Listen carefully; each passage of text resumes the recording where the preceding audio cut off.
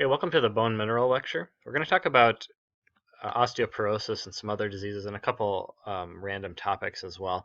But basically, let's do a little bit of a physiology review first. So when it comes to bones, you're looking at a calcium phosphorus matrix. So that's going to make up a lot of the mineral intake we um, pick up from our dietary sources, and then how a lot of other things affect that too can affect bone health. So we'll talk about a number of these things throughout the lecture today.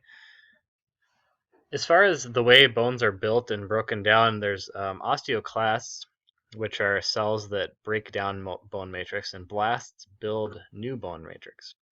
So if you have a drug that promotes osteoblast activity, it's a building new matrix. And we also have drugs that can, through various mechanisms, inhibit osteoclastic activity, so they're preventing the breakdown of bone matrix. So what can happen is if you have a system where you get low serum calcium levels, your body might upregulate an osteoclastic activity by breaking down your bones. So that's why we want to avoid situations like that. We'll talk about some strategies to do that in a few slides here.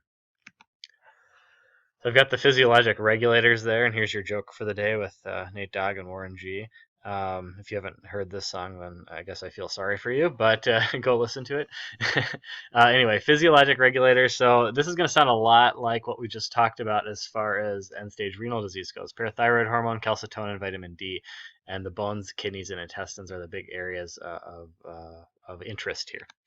So again, this was mentioned, we talked about this quite a bit during end-stage renal, and as far as vitamin D and the kidneys being such a major role as from converting inactive forms of vitamin D to active forms of vitamin D.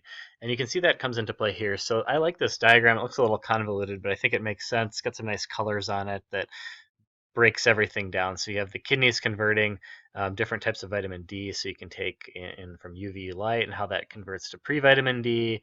The liver can convert that, and then ultimately the kidneys have an enzyme, a hydroxylase enzyme, which converts it to an active form of vitamin D. And then we have our second area, which is going to be the parathyroid hormones, which produce parathyroid cells, which produce parathyroid hormone. Then our third major regulator, which is calcitonin from the thyroid parafollicular cells. Now, all these have different regulation on different areas. So we can see, for example, high amounts of calcitonin will have a negative feedback on intestinal intake of calcium, for example, and then that will in turn affect calcium resorption within the kidneys, so they're going to excrete more calcium that way.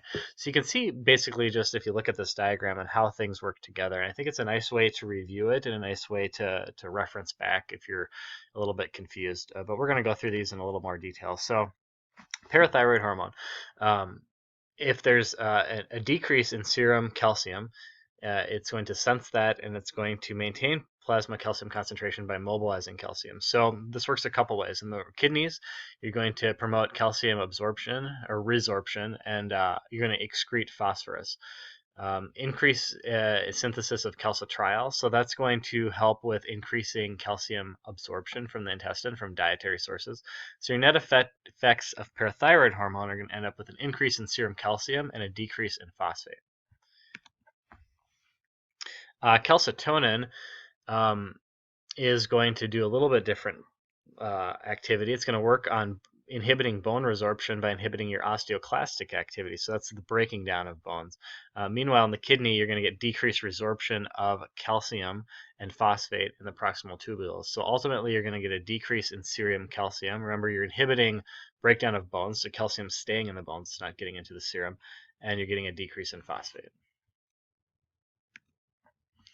Vitamin D, again, really, yeah, we talked about this during kidneys. We talked about it again. We're going to talk about it a little bit more when it comes to supplements and a few other things too. So vitamin D, yeah, does play a big role in this. And again, you have active metabolites that it needs to be converted into. So for us, for people who don't have renal dysfunction, they can take pretty much any vitamin D supplement, or they can get it from dietary sources or sunlight. For people who don't, they're going to have to get that, of course, through an active supplement like calcitriol. So vitamin D helps absorption of calcium and phosphorus from the intestines. It mobilizes calcium from the bones. And in the kidneys, you have a calcium resorption. Net effects is you're going to end up with increased serum calcium, increased phosphorus. So now that we've talked about some of those physiologic regulators, we'll talk about osteoporosis and some of the ways we treat it. and hopefully it'll make sense as far as how we improve bone mineral density and how we prevent fractures in the long term. So the T-score is a way we can measure bone mineral density. And for most people, you have a normal range anywhere from -1 to +4. And anywhere within there is considered normal. I don't think if you have like +3 or +4, it means you have like super strong bones or anything. It just happens to be how dense your bone is where it's measured. Where you get into the lower scores is where we start to consider that risk for osteoporosis and osteopenia. Osteopenia being kind of a precursor in between. Well, you aren't quite normal, you aren't quite at full osteoporosis yet, but you're getting there, so we need to maybe take some preventative measures. So we really want to reduce fractures. Fractures are proven to cause increased mortality for especially elderly patients. Elderly patients with hip fractures have a huge increase in mortality, decreases their mobility. It's a lot more difficult for them to heal over time. So risk factors for osteoporosis and fractures are people of advanced age, specifically postmenopausal women, previous fractures, long-term glucocorticoid therapy, low body weight, people with high body weight. You put more stress on your bones, which causes them actually to strengthen and build. Family history of hip fracture, cigarette smoking, excessive alcohol intake. So all of these things would be maybe something that might cue you as a clinician to say, okay, my patient has some of these risk factors. I should, even if they don't seem like they're at risk for osteoporosis at the time, or they don't have a fracture, haven't fallen or anything, doesn't mean that they aren't potentially, there isn't something lurking under the surface there. And we really want to make sure we're protecting people's bones if we can, and if we can make sure that we're giving them the appropriate medical treatment or non-pharmacologic or pharmacologic treatment, depending on what the patient needs. That's the name of that's our goal here, is really to address these risk factors and make sure we can try and prevent a fracture from happening. So non-pharmacologic options we have. You can exercise. So weight-bearing exercise and resistant exercise has plenty of benefits for general activity levels and all types of things. However, it does put stress on your bones. Your muscles pull on your bones as you do resistance training, and that can strengthen your bones. So it's important for older adults, I think, and you don't obviously want to smoke a cigar while you're lifting weight like this guy, but even mild body weight exercises, walking, stuff like that, can be enough resistance and weight-bearing exercise to really make a big difference. Of course, environmental can be a big deal too. So fall prevention, you'll see if you read about fall prevention, they always tell you to walk like a penguin. And I don't know exactly how a penguin walks. I don't know if I've ever paid that much attention to a penguin walking, but basically you keep your knees loose, arms at the side to balance, and you kind of spread your legs out and walk not quite like you normally would. So it just gives you a better sense of balance. So educating people, if they are going to be out and about in icy weather and they're older and at risk for falls, to make sure that they understand how to walk appropriately and how to keep track of, if there's ice or not. Ultimately, if it's really icy, they probably should just stay inside if they're at high risk for a fracture. There are things called hip protectors too, which kind of I think are like underwear with like pads on the sides of them, and that's something that could possibly be used for certain patients. Maybe not going to be the best thing for most people to wear, but if somebody's falling a lot, it could potentially cushion the hip enough. And then risk factors. So somebody who's got a really low body weight, increasing, putting on a little bit of weight can help. Alcohol and tobacco cessation or moderation of use can also prevent fractures. Benefits of non-pharmacologic, inexpensive. They're modestly effective. There's not really like a lot of clinical data to support them, but I mean, it's a lot of common sense type stuff too. Lifestyle, so exercise, diet modifications, you can have synergistic and health benefits there, so that's always good. And optimization of non-pharmacologic strategies can really help enhance our pharmacologic strategies as well. So together, better than each one separately for the most part. All right, calcium, vitamin D. So I put we already covered this, but we actually haven't, because we haven't really talked about supplements yet. So I'll cover it now. Calcium intake, generally speaking, is 1,500 milligrams per day elemental. And if you look at the back of a calcium supplement, you'll see it usually says like X number of milligrams of calcium carbonate or calcium citrate, and then usually in parentheses or on a separate line it'll say which equals X number of milligrams of elemental. So that's the important thing. Might take 500 milligrams supplement, but that might not be 500 milligrams of elemental calcium. So really, you can only absorb so much, and you have to absorb the elemental form of it. The rest isn't really all that beneficial. So dietary sources, there's plenty of dietary sources. Dairy, a lot of vegetables have calcium in them too. And then, of course, you can supplement calcium. Calcium is a pretty easy supplement to add on to somebody's regimen. It's relatively benign. Most people don't have any issues taking extra calcium, and there's really no side effects to it. Vitamin D is pretty similar. Either D2 or D3 is fine. They're both over the counter. Recommended of 800 international units daily. And again, you can get a lot of vitamin D through different sources. If you're in the sun a lot, you can get that, but that doesn't really work for us in Minnesota, specifically in the wintertime.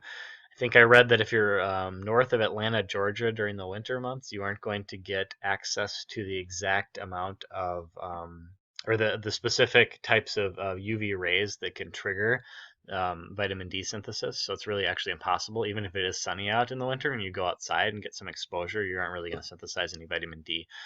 So there's a theory that a lot of people in our climate area get quite deficient during the winter time. But there's plenty of dietary sources too. So again, there's lots of things that are fortified with vitamin D and lots of things that naturally have vitamin D in them. But you can't really overdose on vitamin D per se, so taking a supplement a day isn't necessarily going to be all that problematic for people. Whether or not they actually get benefit out of it's a bit of a debate, but it's definitely not a problem for most people to take one. As far as fracture rates and calcium vitamin D supplementation alone goes, the data is a bit questionable. There's a lot of trials out there that have looked at this, but most of them aren't the best design. A lot of them didn't really look at baseline bone density or calcium vitamin D levels. So when they basically takes a group of people and put them on a supplement and then see if they had a fracture or not, which, it's fine, but it leaves out a lot of questions like, were they deficient to begin with? Is there actually a population where they get to a certain level of vitamin D deficiency? Does that make you more prone to fracture? We haven't really studied those types of things, and that's why the trials are limited. Generally speaking, if you look at all the data out there, likely calcium vitamin D leads to a reduction in fractures or bone loss. So most of the data, even though it's not great, does point in the direction of a positive benefit. And the other thing to remember too is these supplements have virtually no risk associated with them. You could take a ton of calcium maybe and end up with a kidney stone. That's probably the biggest side effect I can think of. But for the most part, there's not a ton of damage you can do with these medications. Not to say that people should take them without thinking about it, but it is something that a supplement of calcium vitamin D per day can be relatively safe and maybe even effective for most people out there. Here's just an example from a study that showed vitamin D calcium supplementation in a group of men and women 65 years and older, and their first incidence of nonvertebral fracture. If you read the literature, you notice they talk about vertebral or nonvertebral fractures quite a bit. And so they looked at the incidence placebo versus vitamin D over a 36-month period, and you can see that there was statistically significantly favoring calcium with vitamin D supplementation. So again, I said the data is not great. This is one of the trials that maybe had a little bit of an edge for the calcium vitamin D. Now the absolute percentage isn't all that great. I mean, what is this, like 7 or 8%? And then you've got maybe like 14% up here. So it's not a huge number, but it is statistically significant. And if you extrapolated that across a huge group of elderly patients, that's a decent amount of fractures saved. Postmenopausal symptoms cause effects of calcium and decrease estrogen levels. So when estrogen drops, you end up with a calcium deficiency, and that can prevent bones from forming as properly. And if you couple that with a low calcium diet too, you're going to kind of double up on your issues there. So you're going to get thin, brittle osteoporosis or osteoporotic bones, and that's why postmenopausal women are at such high risk, because of those lower estrogen levels. So there's a number of things we can do to change that. And we're going to talk about osteoporosis treatment in general, and then we're going to talk about a subset of postmenopausal women as well. And just to review, men and women have, of course, different masses as far as their bones go. And you have men being higher. Most men and women are going to peak in their 20s and 30s, kind of stay stable throughout their 40s. And then you can see the gap stays relatively the same. And then when women go through menopause, their bone mass drops substantially, and the gap widens pretty significantly. And that's just a function, again, of that postmenopausal, and why postmenopausal women are so much more at risk than older men. And even though older men could stand to get some calcium, vitamin D2, women are going to be at higher risk generally. Okay, so pharmacologic strategies. We have a couple ways we can do it. Prevention of bone loss, reduction of bone fractures, and the best of both worlds being maybe combination of the two. So we don't have a lot of drugs that can actually prevent bone loss. Estrogen replacement for postmenopausal women seems the best strategy to do this, but it does come with some risk, which we'll talk about. Reduction in bone fracture, we have calcitonin and parathyroid hormone, which aren't the most ideal treatments, but we'll mention those too. And then there's the drugs that are the primary treatment option in this for this disease state, and those are bisphosphonates. So we'll start there. Bisphosphonates kind of have a dual mechanism, and we'll go there in a second, but the overall approach to treating osteoporosis is you can decrease bone resorption or stimulate bone formation. Most agents are going to work more on decreasing resorption, so they're going to try and keep calcium within the bones.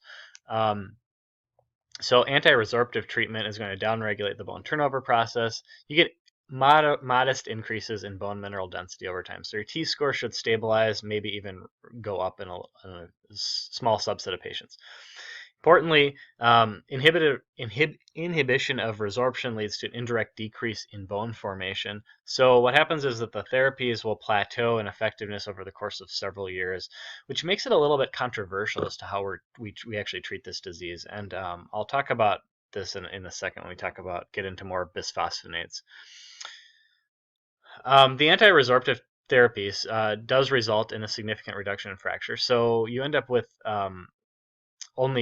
you might end up only causing a small change in bone mineral density, but most of the studies out there do show that sometimes even without a change in bone mineral density, you can have a statistically significantly decrease in fracture rates in patients. So bone mineral density, while it is a surrogate marker, it doesn't necessarily always correlate with fracture reduction. Really, when it comes to where the rubber meets the road, fracture reduction is key here. Okay, so bisphosphonates, again, our first-line therapy, the biggest drug in this class. The rest of the drugs are kind of all fall by the wayside, more or less. I mean, they're useful for various things, and we'll discuss them briefly. But bisphosphonates are the meat and potatoes as far as the drugs in this class go. So they're first-line therapy. They inhibit bone resorption for the most part.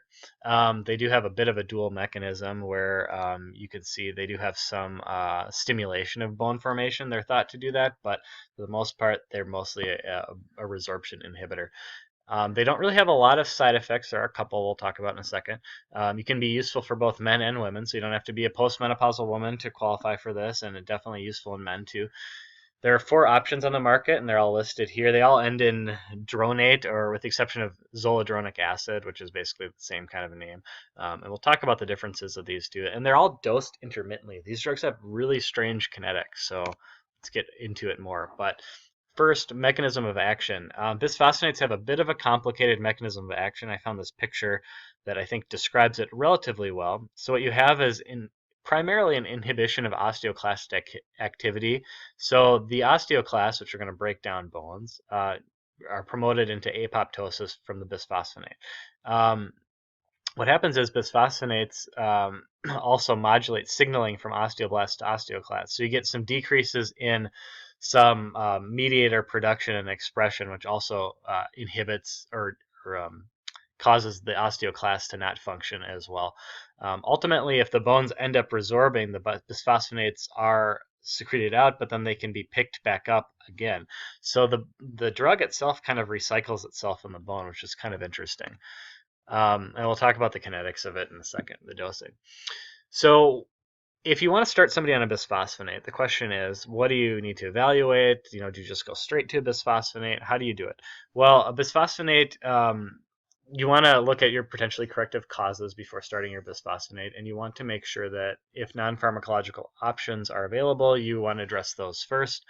Calcium vitamin D therapy should be maximized. You want to make sure your body has adequate access to calcium in order to make a bisphosphonate work as best as it can.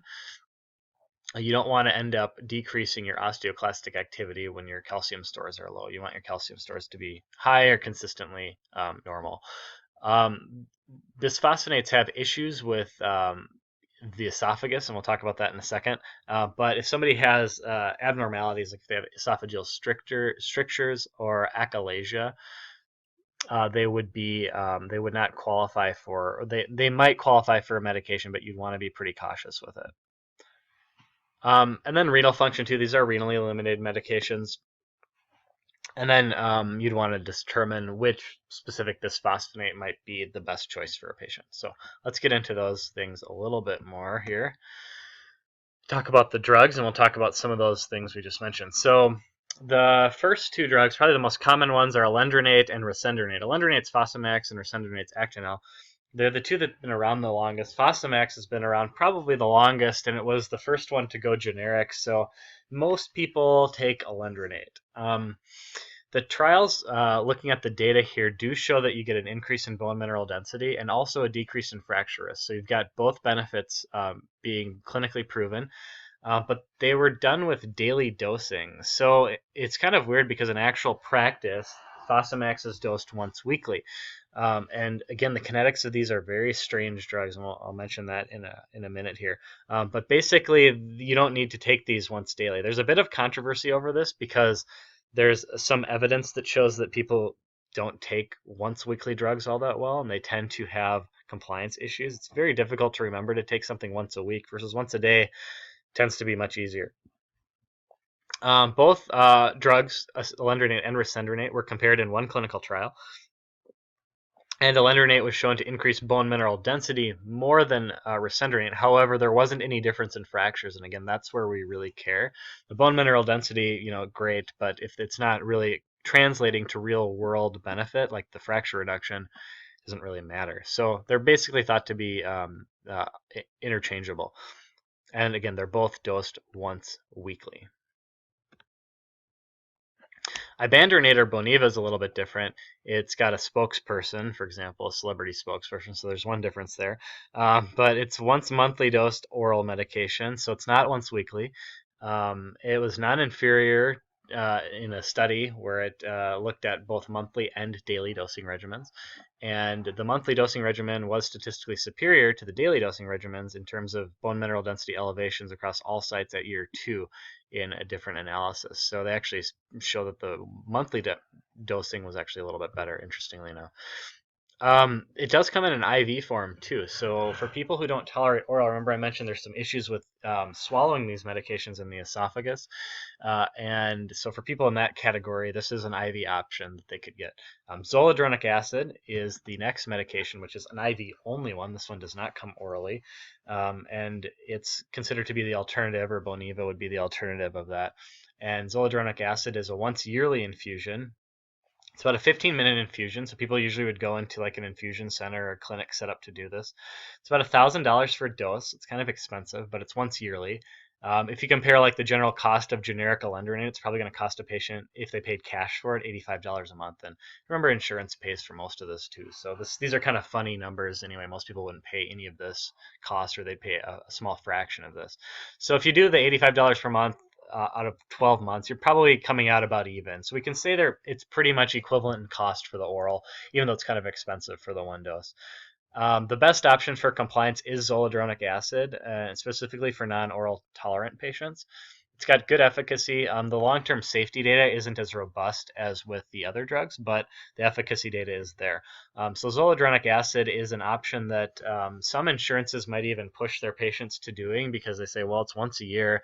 We don't have to worry about adherence, and it's about the same cost, so let's just have them do that. And again, for NPO patients or people with oral compliance issues or oral tolerance issues, this is the best choice.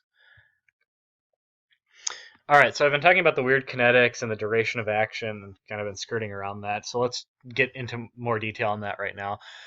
So these drugs have a massive volume of distribution. If you forgot what volume of distribution is, it's basically where the drug is going outside of the serum. So volume of distribution, if it's higher, it means it's distributing to lots of non-plasma volume areas. So these drugs have a really big volume of distribution because they basically live in the bones. Bisphosphonates bind preferentially to bones, which have high turnover rates. And so what happens is the bones turn over naturally and rebuild themselves. Bisphosphonates get liberated again, and then the bone in which they're deposited is resorbed. So the bisphosphonate then gets resorbed into the bone. It can get actually rebind to the bone basically after it's liberated. So bisphosphonate half-life is extremely hard to pin down. Data will show that they last anywhere from 1 to 10 years of a half-life.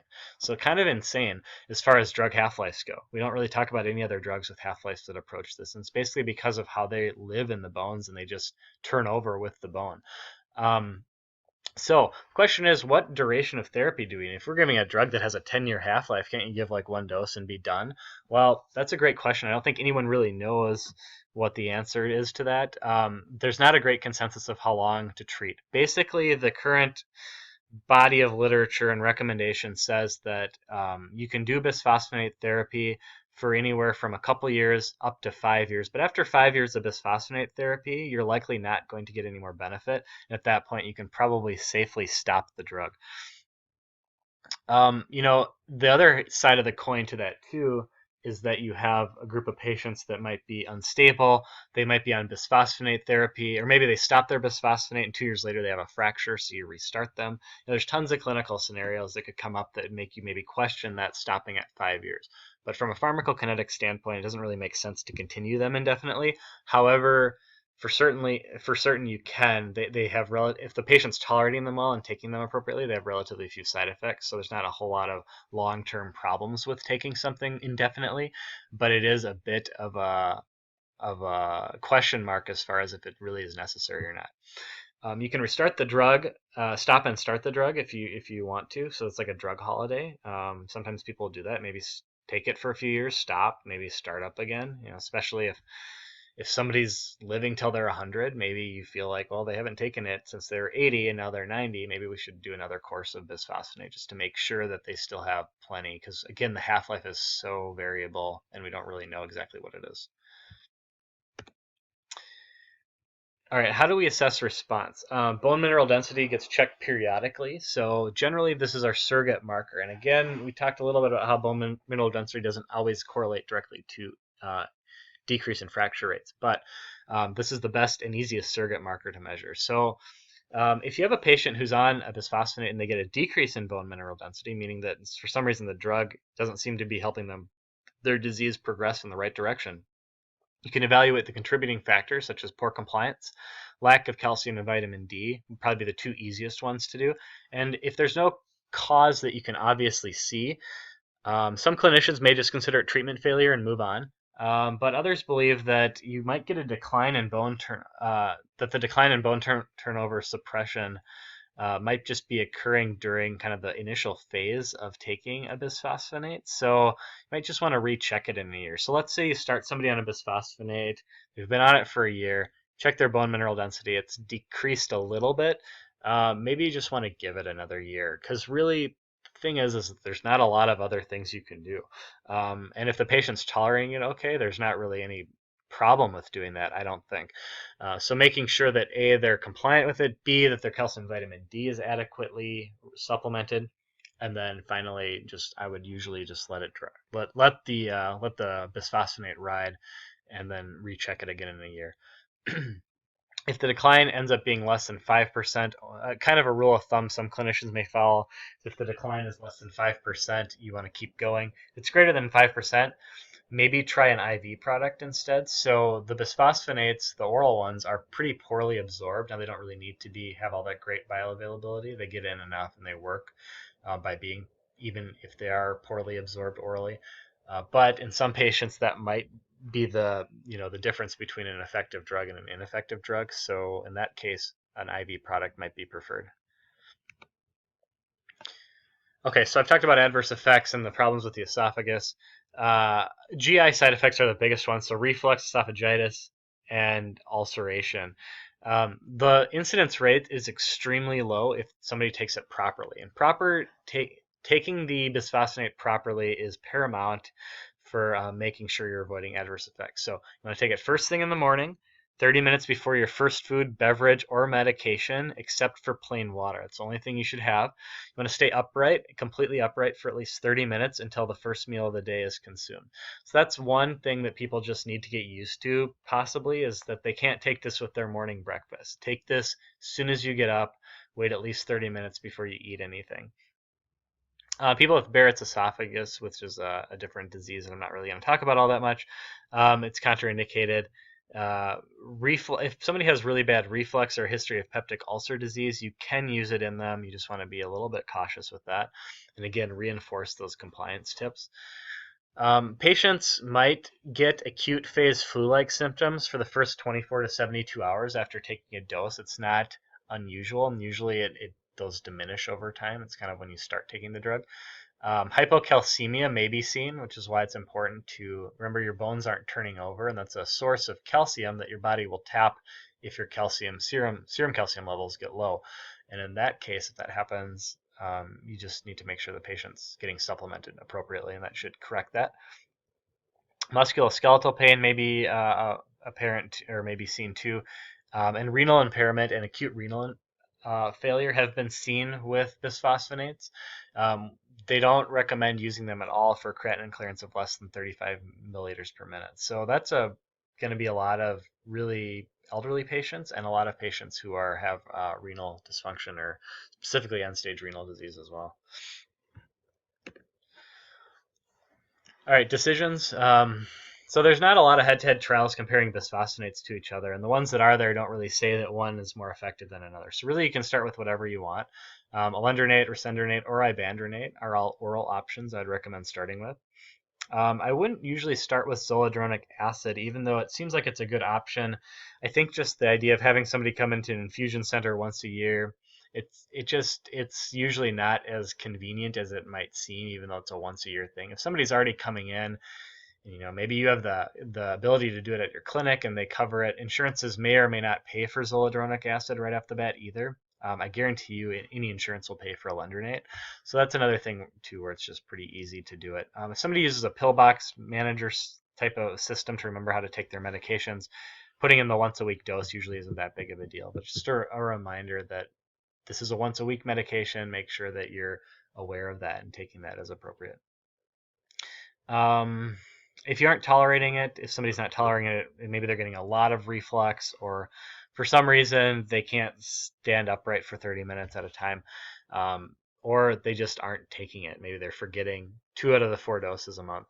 Zoledronic acid is probably a better choice for those patients. And if you get really poor response, even though you've tried zoledronic acid, you can combine with other therapies. So let's talk about those other therapies. First and foremost, estrogen therapy. Estrogen is not first line. It does carry an increased risk of breast cancer, stroke, venous thromboembolism, and maybe coronary disease, but that's a bit questionable. We're going to come back to estrogen when we talk about women's health in the summer and hormone replacement therapy and talk more in detail about some of the risks, but this is kind of the broad overview here. However, FDA has approved estrogen replacement therapy for prevention of osteoporosis. Bone mineral density increases of 4 to 6% after 2 years of therapy. And there's a lot of different products out there. So there's oral, transdermal, so that can be convenient for patients.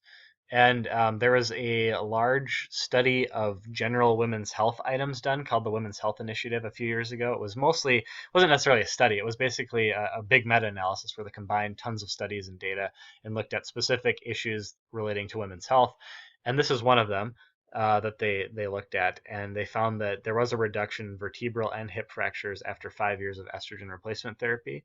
And it was a statistically significant reduction. There isn't really, this is all like pooled cohort and pooled data, stuff like that, that's not really specific to randomized controlled trials. So it's not like anyone's compared alendronate versus estrogen to see in postmenopausal women who's got the best outcomes. They haven't done any studies like that. So at the end of the day, it's an option, and specifically for postmenopausal women, it'd be an option you'd probably want to consider if they're on a bisphosphonate and they weren't really responding well to it. So with respect to bisphosphonates, we talked about how 5 years is kind of the max initial therapy you want to try. What about estrogen? How long do you need to use it? And usually people don't take estrogen long term. You usually take it during the perimenopausal phase when you're having symptoms, and once menopause is completed. Some patients may still end up with hot flashes and menopausal symptoms ongoing. Most patients, those will taper off over time. There might be some other lingering symptoms too, and again, we'll get to those. We talk about women's health. But otherwise, you might consider estrogen therapy for this specific indication, osteoporosis, for the inability to tolerate other therapies. So like, again, issues with bisphosphonates, either A, just not working for them, B, not being able to tolerate them. I put a picture of a horse on here because the primary estrogen product on the market is called conjugate. It's Prempro is the brand name of one of them on there, but conjugated equine estrogens is one of the things you might see, or CEE, and that's a product. Also, Prempro is a combination product, but Premarin's the brand name of that, and it's basically estrogen, but it's isolated from pregnant mare's urine, which the brand name is Premarin. Pregnant mare urine. They kind of combined all the words together to make their own brand name. Kind of interesting and kind of a little bit gross at the same time. But yeah, they do actually isolate that from pregnant horses. Raloxifene is another medication for postmenopausal women to try. It's a selective estrogen receptor modulator, or SERM, and it's approved for both prevention and treatment. It's an oral tablet that's kind of expensive, but does have some okay data associated with it, and it does have proven vertebral fracture risk reduction. It does have a lot of safety and efficacy data too, potentially for breast cancer risk reduction. There's some other things. SERMs are used there's a couple different selective SERMs that are on the market, and what they are targeted towards. This one's specifically designed for osteoporosis, but there's a drug called tamoxifen that I think we mentioned very briefly, and we'll come back to breast cancer a little bit during women's health as well. That is a similar SERM, but it's got a bit different receptor focus, and it's more focused on receptors in the breast tissue than receptors in the bones. So you do get some breast cancer risk reduction, and might be useful if independent need for breast cancer prophylaxis in patients. Somebody has a high family risk, for example. Side effects, you could get hot flashes, VTE, leg cramps. So it doesn't really work the same as estrogen, but it is an alternative, and it does have a role to play in postmenopausal women who have osteoporosis risk. I just put these slides on here in case you wanted to review estrogen replacement in menopause and the general strategies, but I'm not going to go through it. I'm not going to test you on it for this exam. All I want you to know is that there's a couple options for postmenopausal women, in addition to a bisphosphonate therapy for osteoporosis. So we'll talk about the hormonal stuff, more so in the women's health section. So we'll skip it for now. Parathyroid hormone can be given synthetically. There's a drug called teriparatide, or Forteo, and it's a recombinant human parathyroid hormone. The full parathyroid hormone in a human is an 84 amino acid chain. This is chains amino acids 1 to 34. So it's basically a truncated amino acid chain that works pretty much the same way. It's basically like synthetic parathyroid hormone is how you can think about it. It's a sub-Q injection. It's about $60 per dose. It's kind of an expensive medication. It's dosed once daily. So not the cheapest thing out there, because it is a recombinant product. You can kind of think of it like a biologic. What side effects it might have may cause hypercalcemia. Long-term safety is unknown. Hypercalcemia is thought to maybe cause some issues long-term, but the drug does have a stimulation of bone formation by activating bone remodeling. So what parathyroid hormone does is you have pre-osteoblasts in the bone, And so it stimulates them to mature into your full osteoblasts, and osteoblasts build bone, and we're going to lay down collagen and your mineralized matrix and help to build bone. So this is a drug that's going to work a little bit differently than our standard bisphosphonate therapy, which is more working on the osteoblast side, and this is more stimulating, or osteoclast side, excuse me. This is stimulating the osteoblast side. So from that perspective, just you can think about it as maybe an adjunct therapy, as something that could be done for somebody maybe if they've tried a bisphosphonate and isn't working. The resorption will eventually catch up to the remodeling, resulting in a diminished effectiveness. So sometimes people might go on a short course of parathyroid hormone, but it's usually not something somebody's on long term. Denosumab or Prolia is the newest medication, and this medication binds to something called RANKL, which prevents osteoclast formation. So this stands for receptor activator of nuclear factor kappa B ligand. And so what happens is osteoblasts secrete this RANKL product, and RANKL activates osteoclast precursors, which increases serum calcium. So by binding to this and preventing the formation, the drug decreases bone resorption and ultimately increases bone mass. It has been clinically shown to improve bone mineral density and reduce incidence of new vertebral, hip, and other fractures. It's dosed subcutaneous every 6 months. It's $1,000 a dose, so not cheap. It's used for prevention of skeletal issues in metastatic bone cancer as well. So I think that was the original design of this, was to help with some of the chemotherapy indications, but it actually has been shown to be quite effective for osteoporosis as well. It's a little bit more expensive than our standard therapies. If you look at even just comparing it to Zoledronic acid, $1,000 a year, you're looking at this one as $1,000 every 6 months. So it's double the cost. Not terrible for a biologic agent, actually. We talk about some of the stuff for rheumatoid arthritis. We'll talk about tens of $1,000s a year. So, in the grand scheme of things, this is not a bad option. It certainly might be something to watch. I think this might be a drug that we see take off a little bit more in the future. It's definitely getting some use now, but I think this might be a more common one that we see for this issue. Calcitonin can be given as basically a synthetic spray. It's a less popular choice. There's a couple options available called Fortical and Miacalcin, which is an IM shot. Fortical is intranasal. Pretty modest effects compared to other agents.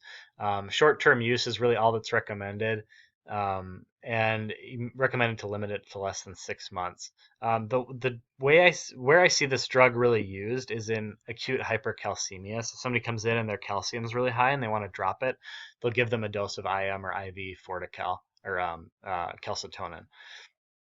Long-term issues have some question marks here.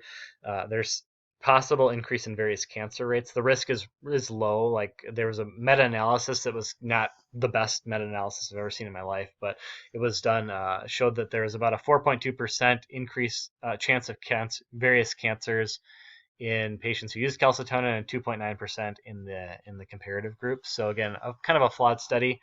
But it is possible that it increases cancer rate a bit. There are better drugs out there, so really the role in this for general osteoporosis is pretty minimal. It's really for hypercalcemia. All right, summary and combination therapy. So it's usually not really useful to combine therapies. There's not a whole lot of additional benefit in adding on therapies to each other, but it's not to say it's not done in practice. The one thing where there is some okay evidence is bisphosphonates plus estrogen or a serum might be more effective than either one alone for postmenopausal women. So our basic strategy here is really just to start with their bisphosphonate and then consider switching for intolerance reasons. And remember to consider your IV bisphosphonates for people who might have issues swallowing the medication. Raloxifene would be a good alternative for somebody with, or estrogen for somebody with premenopausal. Denosumab is another good alternative. And I would prefer either one of those, either the Raloxifene denosumab versus calcitonin or parathyroid hormone for those patients. For men, we talked a lot about postmenopausal women, but what about men? Is there anything different here? It's really the same treatment, but you can consider hypogonadism too. If a man has low testosterone therapy, that's something that could be supplemented and can also help with bone mineral. We'll talk about that a little bit more with Men's Health during the endocrine series this spring. There's no estrogen given to men, hopefully, unless there's another reason you're doing that, but not for this indication specifically. And you can try parathyroid hormone maybe in a severe case, but usually you're just going to stick to the same thing as what you'd give a woman.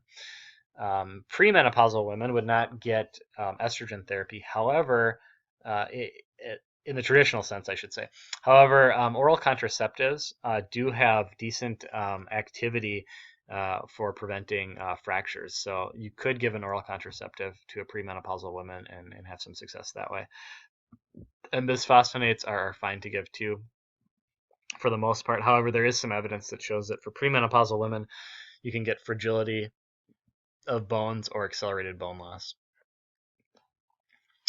Okay, so that's the basics of that's the major part of the lecture. We'll do a couple quick side notes. Glucocorticoids, we talked about these having issues that alter bone mineral homeostasis. So somebody on chronic glucocorticoids is going to be at high risk for osteoporosis. That's something to think about too. However, they are useful in reversing hypercalcemia, so especially associated with various cancers. A lot of times they might give somebody dexamethasone as a high dose to reverse that. But prevention for people on chronic glucocorticoid, you'd want to make sure their calcium vitamin D is supplemented and treat them with bisphosphonates usually. Hypercalcemia can be caused by a number of things. Thiazide diuretics can cause them, volume depletion, high calcium diets. Symptoms are going to be renal, kidney stones, probably the biggest one, maybe renal failure in severe cases, and maybe some other ones too. But the renal ones are probably the biggest ones. CV, side effects, you'd probably have to get pretty high calcium actually to see some of those, so I'd see that would be pretty unusual. So how do you treat hypercalcemia? If they're mild, symptomatic, asymptomatic, but the calcium is less than 12, you don't really require treatment. You just want to remove the underlying cause and let the body correct itself. If you're severe or symptomatic, calcium is greater than 14. Saline hydration with calcitonin can be helpful. Loop diuretics will also get rid of some calcium as well, so those can be done. More severe, prolonged resistant bisphosphonates can be given. You can give high-dose IV bisphosphonate acutely to lower calcium levels. Glucocorticoids, again, can help specifically with cancer patients. There's data to support that. And you could dialyze calcium off if you really needed to in a severe case. Paget's disease is a common disease, but symptomatic bone complications are pretty rare with it. It's not really understood why, but it's possible there's some viral involvement here. I'm not going to talk about Paget's a lot, but you do get osteoclastic bone resorption, which increases in poorly organized bone formation. So our goal in therapy here is to reduce their bone pain, stabilize bone growth, and treatment is similar. Calcitonin is actually shown to work fairly well in people with Paget's disease, and bisphosphonates work well too. Usually keep the courses short to about a 6-month course of treatment. That usually corrects the situation. And enteric oxaluria is usually due to short bowel syndrome, and what happens is people can't absorb fat very well. So you get renal stones that end up composed of calcium and oxalate. So you get low or normal urine calcium levels, but high oxalate levels. And calcium binds to fat, but fails to bind to the oxalates. That's what's happening here. Treatment, calcium supplements actually work to treat this. It's a little bit counterintuitive as to why they do that.